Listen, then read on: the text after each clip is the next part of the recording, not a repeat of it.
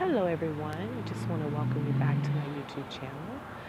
Today is Monday, October the 18th, and as usual, I am at the bus stop, and you may hear some noise in the background, which will be probably cars passing by. Uh, but hopefully, you can still hear my voice clearly. And today I'm going to start a new series. I believe this is going to end up being a series um, called How God Speaks, H.G.S. And in it, I'm just going to share the way that God speaks to me. I'm wanting you to know and understand through me sharing like how God is speaking to me and how He may be speaking to you as well, and maybe you're just not aware of it. I don't want people to think that I am some spiritual giant, that I know everything. I do not. I am still learning, and I am still growing just as you are. I'm still learning even how God speaks to me and trying to decipher, what is God and maybe what is not, what is me, what is the flesh. I'm still going through a lot of it myself. But I am getting some clearer views of how God speaks. And I just want to share those little nuggets with you. It may help you in your journey with the Lord. Okay, so I had a couple of incidences that happened today. Lately, the Lord has just been speaking to me through everyday occurrences, just by me paying attention, kind of like the video that I did about the lioness that was protecting the injured tiger. I mean, that was like a 15-second video that I watched, like maybe twice, and I dismissed it. And it wasn't until later in the evening when I started thinking about it that I felt like the Lord was speaking and trying to show me something through what I saw. So the same thing happened today, like just through some everyday events. Like the Lord was speaking, and there was about 3 that happened today. So the first one I'm going to share about is, so today I'm sitting outside of Starbucks, minding my own business. I was there pretty much all day, which is normally I don't sit out there that long, but today I did. But at one point there were these 2 girls who came. I saw them when they walked in. They sat on the patio. They had some things with them. They looked like they were involved in conversation, playing on their cell phones. I really didn't pay much attention to them. I really was just kind of caught up in my own little world. But there was one point where one of the young girls stood up and she was, I guess, admiring herself or her reflection in the window, because there's a huge open window. And at that point, I saw in my mind a word. So it wasn't like God spoke a word. I saw a thought. I heard a thought. I don't quite know how to articulate that, but that's what happened. Shortly after she finishes admiring herself in the mirror, they leave. So when they leave, I'm still thinking about this thought that popped up in my head. And at the same time, I am thumbing through my YouTube channel. This is the truth. I'm thumbing through YouTube, and I stumbled upon, my phone kind of stumbles upon a live, like, boxing commentary. It was these 3 guys, and they were, I guess, doing some type of live commentary about boxing. Now, I didn't tap on it to bring it fully up on my phone, but you know how if your phone lingers there for a minute, it'll start to play it live, even in the small setting. So that's kind of what happened. And so when it did that, I began to speak out loud the thought that I had. So I began to speak out loud the thought, which was, men don't marry a woman with a seductive spirit. Okay, because that was the thought that came to me as I saw this young lady, like, primping in the mirror. It was that there was a seducing spirit on her. But the thought that came was not specific to her. It was like a warning to men. So I feel like this is a warning to men.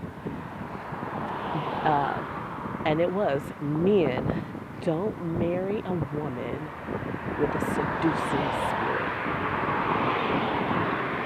So what is a seducing spirit? So a seducing spirit is a spirit of seduction.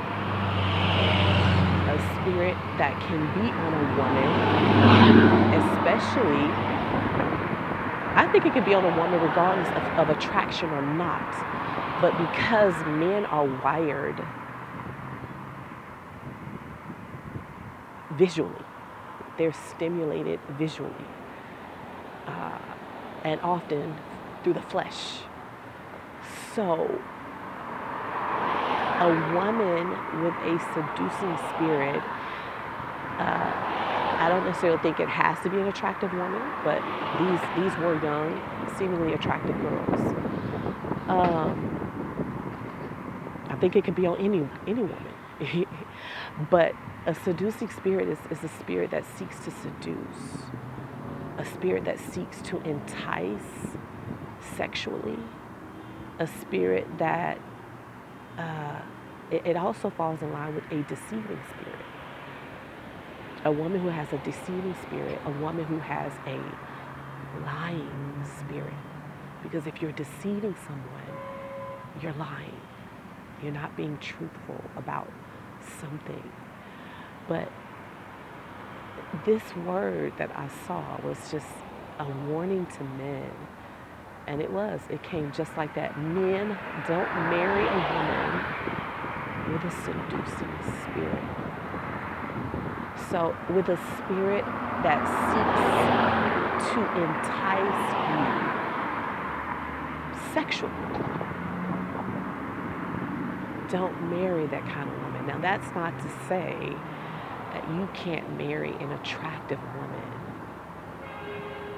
but just make sure that that woman that you marry, attractive, which will be attractive to you, or not attractive, doesn't have a seducing spirit. Because if she has a seducing spirit, she's not going to be satisfied with just you being attracted to her. A woman with a seducing spirit wants all the attention. She might want your friends to be attracted to her, and it can lead to other things. A woman with a seducing spirit, and I'm going to say this, and I don't know, you guys know I'm new to this area. Being in Miami has been an interesting experience for me. It almost feels like I'm in another world. Now, I'm going to say this, and I'm not saying this of all Miami women, but I've just noticed certain things, how, like, even in that situation, I think that there is, I believe, a spirit of perversion over the city. Okay? And I believe, like, even with this young woman, I believe there is a spirit, perhaps, on these women, not all of them, that also doesn't just want to be attractive to men, but wants to be attractive to women. Okay, I said it. Because that's what I sensed. Like, this wasn't just a seducing spirit wants to be found attractive, wants to be, um, what's the word? Idolized, wants to be looked at as sexual, as attractive, as desirable. That's a good word. Both by men and perhaps even by women. Now, this is something I've just had a few little things that have happened here that has made me come to that conclusion that there is a spirit on some of these women here, not all, that seeks to not just look good for men or be attracted to men, but also be attractive to women. Now, I'm going to leave that at that. Again, I'm not saying it's all women here, but there's been a few little times that I've encountered certain situations that just kind of popped up, and it popped up again today. So the other thing with that is that, when you are with someone, when you found the one, the only person that you should be concerned about as far as who finds you attractive or what you look like is your mate. If that woman should seek to dress, look nice, first of all for herself, just for feeling good about herself, but also for you. She's not dressing to entice or seduce or arouse other men. She's dressing because she wants you to be pleased, and vice versa. You're dressing, you're taking care of yourself, you're looking good, not so other women, to draw the attention of other women, but because you want your wife to be pleased. Your focus should be on one another and not outside people. A woman should not be dressing to entice other people outside of her mate or man for that reason. Now, that's not to say that other people might not find them attractive, but the motive is the thing. You're dressing, you're taking care of yourself, you're looking good because, number one, you care about yourself. Number two, you want your mate to be pleased. And that's it. And vice versa for a man. And if you encounter a woman, or a man for that matter, but this is the word that came. It came specifically for men that had this type of spirit on them, a seducing spirit, an enticing spirit, a spirit that wants to be desired and has all the attention. Then you are, I forgot my train of thought, but essentially, they are, or at some point, they may make the decision that your attention isn't enough. And like I said, they may set their eyes on your friends, or set their eyes on one of your family members, or because it's a spirit. It's a spirit that has to be dealt with and addressed. So, I just wanted to share that with you. So that was how the word came, and that was the word. And I do feel like it is a warning for men not to, that was the word that came to me. Men, don't marry a woman with a seducing spirit.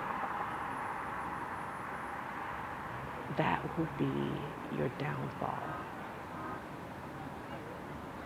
So, okay, so that's, I think, all I want to say. I'm just going to offer a word of prayer for men. So, Father, right now, in the name of Jesus, I just thank you for the men that will watch this video who find themselves in this situation. Lord, I pray that you would open up the eyes of their understanding, that you would give them discernment to discern what spirits, what may be going on with the persons that they are involved with, that they are entertaining, entering into serious relationships with, possibly even marriage. Father, just remove the scales from their eyes. Don't let them be led by the eyes of the flesh or their fleshy desires, Lord. But give them eyes of the Spirit. Give them eyes to see in the Spirit and to discern in the Spirit the type of women or woman that they are entertaining. Because I believe that every man wants to find the right woman for them. And I believe that most men want to be faithful to one woman. They just don't know how. And so this is simply to help them. I feel like you gave me that word to help them. And so, Lord, I just release it. And I release it. I speak and apply the blood of Jesus over it for those men who will hear this and will receive some type of conviction. May you begin to unfold and give them wisdom of the type of women that they are entertaining, and expose any underlying spirits attached to any of the women that they are involved with. And may they heed the word, and may they heed the warning that was released, not to marry a woman with a seducing spirit. I give you praise. I thank you that you will lead and guide them to the perfect woman for them. And I give you praise for that in the mighty name of Jesus. Amen. Thanks for listening.